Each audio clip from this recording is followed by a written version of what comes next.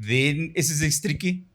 Oh, that is Just a banger. a game about coolness and Yeah. fun. And they were like, you know what, Tony Hawk's is gonna give you rules, and it's gonna give you gravity that works. It's gonna give you angles for the ground, fashion that should be worn in the real world. And then SSX Tricky was like, nah, No. none of that. What is it? Cool Borders? Cool Borders, Yeah, yes. so Cool Borders I feel like was more on like a Tony real Hawk's, world, yeah. Like Tony Hawk's was still like bridging that gap, but like SSX with like full on the other side. Like I'm not even gonna try to be real. And I love them for it. Again, EA when they came up with a big series, always bangers. I don't understand how the big series why they stopped it, because they've never made a miss. All of the big series was fire. It's so beloved. And I'm like, do you know what it is? It's because they can't sell other parts of it. Yeah. Like they can't turn it into microtransactions, man. They haven't figured it out yet. That's actually very true. They need to try harder, bro. They must. They must bring it back. Because that's something we'll actually spend our money on. Then it's after SSX 3 Kids, obviously Tony Hawk's Pro Skater 3, because I feel like it was a sequel. Yeah, let's go sequel that stood up to the previous two.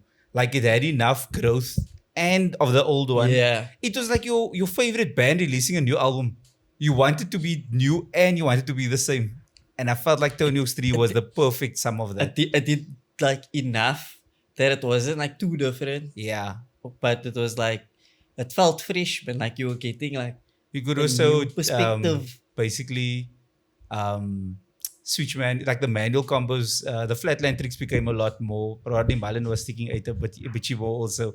You could land in basically switch land. Those were the fun things with combo extras. I missed that. And also the music was fire. They also got more hip hop on Tony Hawk's 3, and I was like, oh, your target market is changing and it's fun. And you're like, wait, we can mix it up here, but get everybody in. And then it was a great game. But then Game of the Year for 2001 across the board, and I feel like even if you don't agree with me, you can't not fully deny it.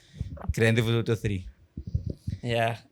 Completely changed the game for what you want to do. Grand Theft Auto 3 was the first time firstly it was not top down, it was now third person. Yeah. Is it third person? Yeah, third person. Maybe fourth person because it's further. It wasn't No, it's still third person. You know what I mean. It's just like cameras move the bitchy further away. And then it gave us fire music firstly. It gave us Cause We Go Give Us All That We Got and other bangers. So they also gave us fun music.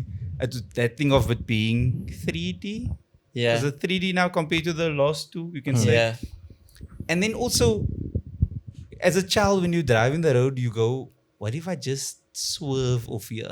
What if I just drive off the fucking bridge? And then the game was like, you can do it now. Drive off the parking lot. Go and drive over the people. It almost gave your mind freedom to go do all this, the intrusive thoughts. Do you know what I love so much about it? It was like, okay, you always have the opening of the game where it's like, okay, you must play a bit of the story.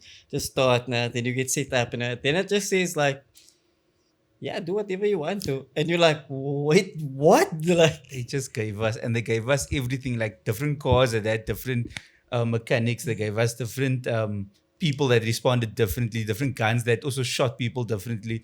And also gave us a sniper. Yeah. That you could shoot people. Again, this game also came out and then the whole world was like, oh no, games are bad for kids. Yeah. These games are making kids violent. And guys, I've never shot someone in my whole life. They're talking a lot of cack. So shout out to those parents who lied to us.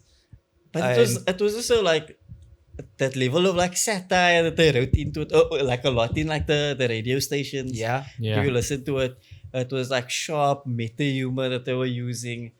It was, but honestly, for me, like this is where it felt like GTA started. Like 1 and 2 and like London 1969. Yeah, they were good, but they weren't great. They were never great. The first 3 GTAs, right? The London 1 and 2 were all like consumer surveys to go, oh guys, do you like this? Do you like doing these things? Do you like being wild in the streets?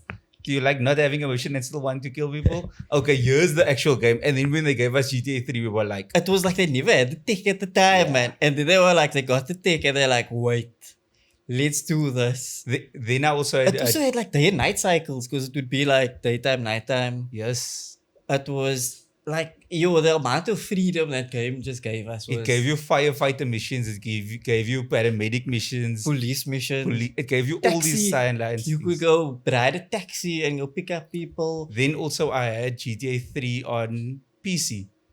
And the nice thing, if you had it on PC, you could customize Your radio.